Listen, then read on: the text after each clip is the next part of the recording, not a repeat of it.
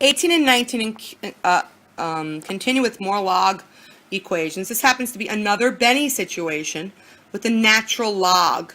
The first thing I'm going to do is get rid of that 2 by division, and then I'm ready to bring b to the e equals n in the situation, but where the heck is the b?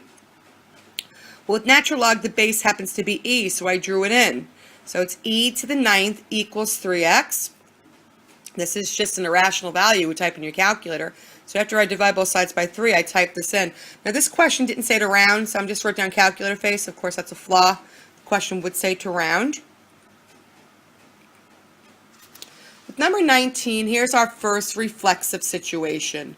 Reflexive because we have logs on both sides. You can't do cancel, cancel, cancel. That's not the reflexive law. The reflexive law is log on one side with the same base as log on the other side. So what I have to do before I can apply that reflexive law is to condense this left side. So subtraction condenses to division. Notice I only write log base 2 once, 8x over this binomial. Now that I have log base 2 on both sides, I can cancel out the bases. And then there you go. Back to a 9th grade question, a proportion. Put the 3 over 1. Cross multiply. I get 3x squared minus 3 equals 8x. It's a quadratic. Set it equal to 0. It's not all divisible by 3, so it looks like factoring by grouping, or preferably the quadratic formula is going to come into the mix. So my coefficients are 3, -8, and 3.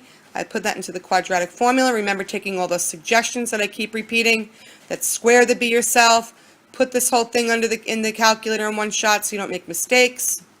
Which brings me over to here, where I have x equals 8 plus or minus radical 100 over 6. Again, this was factorial because that's a rational value.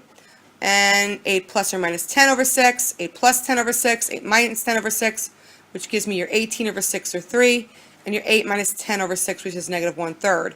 Now, I don't reject this because it's negative. I reject this because when I plug it back into the original problem, it causes a domain error. So don't reject things because they're negative. Always plug it back into the original to see if it rejects after that.